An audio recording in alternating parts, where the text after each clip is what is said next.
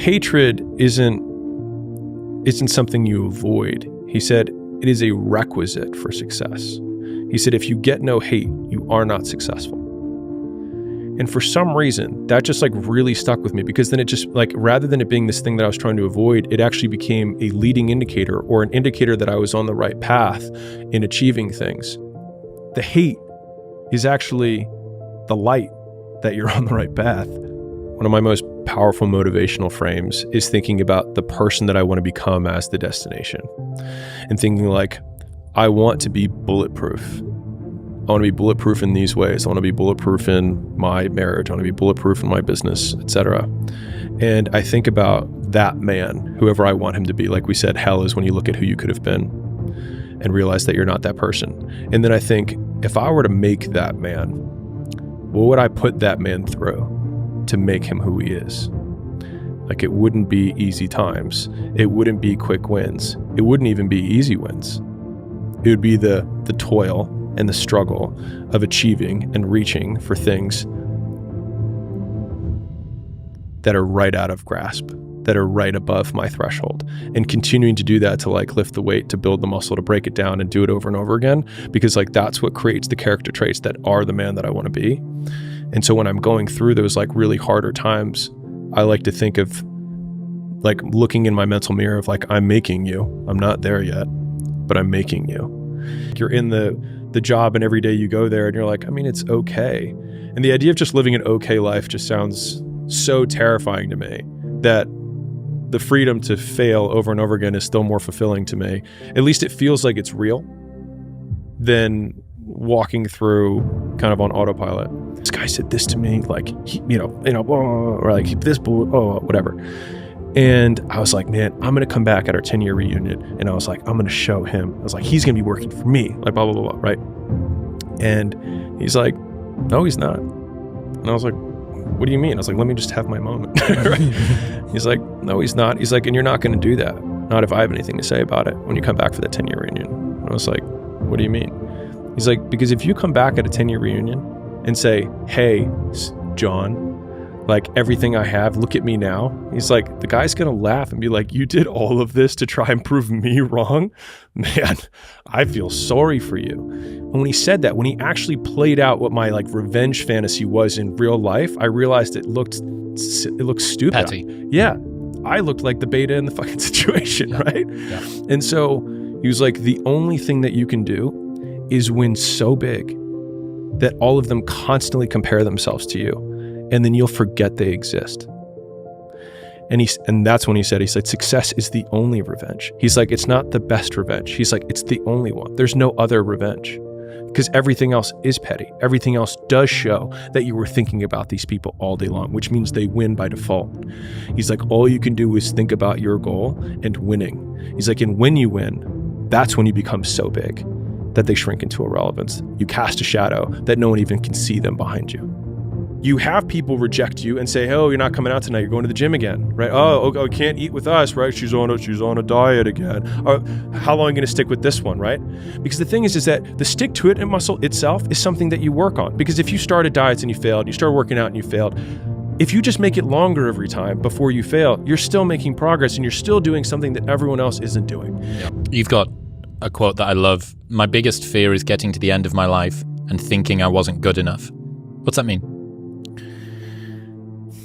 And I'll define good enough as I could have tried harder. Like, I want to leave everything on the field. You accept outcomes and you accept circumstances.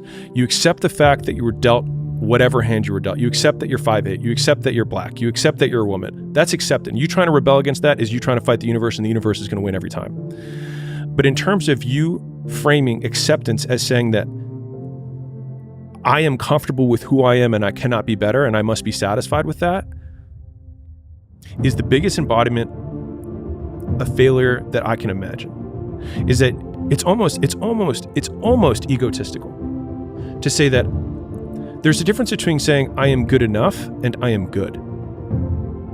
So you could say I am good enough for my current state based on the work that I've put into it, but I could be better. And so like,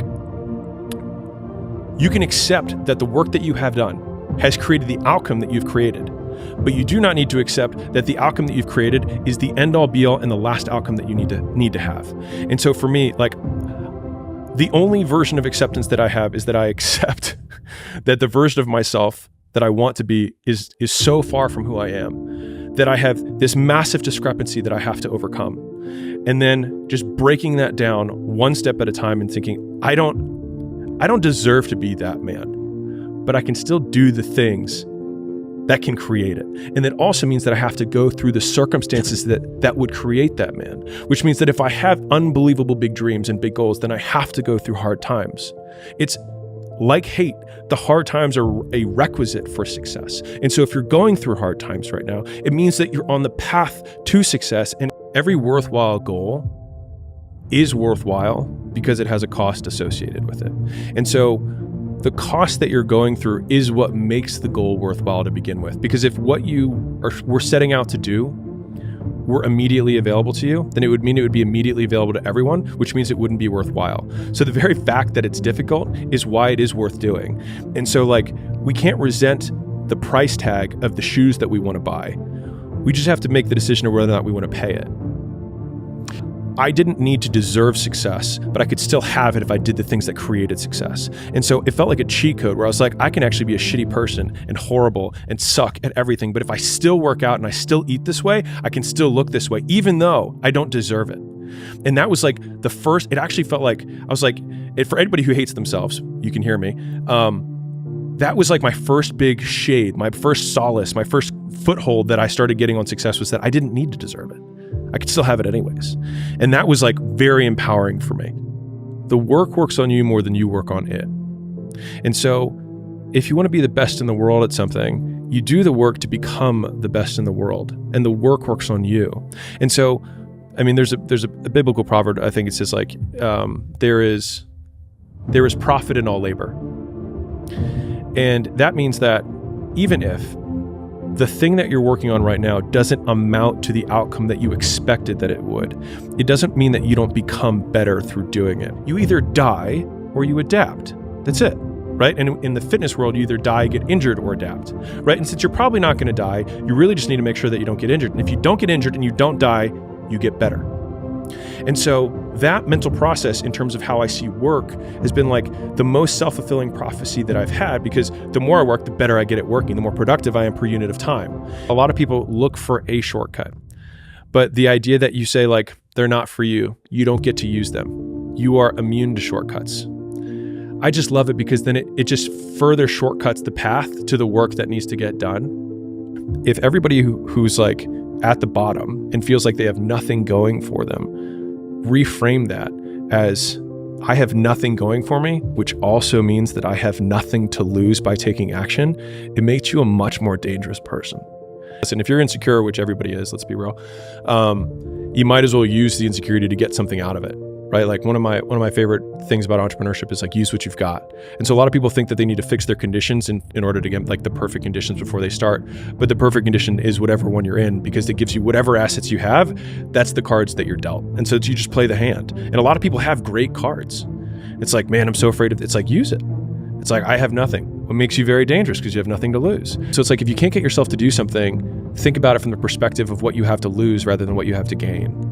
I hear the same thoughts that everyone does, which is like, it's not going to matter. Like, it's fine. It's good enough. Like, I hate that. Like, it makes me sick to even say that, right? But I'll know. And so like, even if it does go well, and even if everyone else says it's great, but I'll know.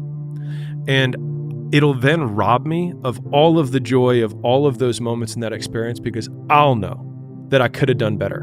And the thing is like, to quote myself from earlier, like, I've never regretted working harder, ever, not once. And some people are like, on your deathbed, you're gonna, like, no, because I lived every moment of my day doing what I wanted to do. I will do what is required. And this work needs doing. And there's just no way around it. And it's just looking at the face of the work, and it's like smiling back at me like, no one else is going to do it.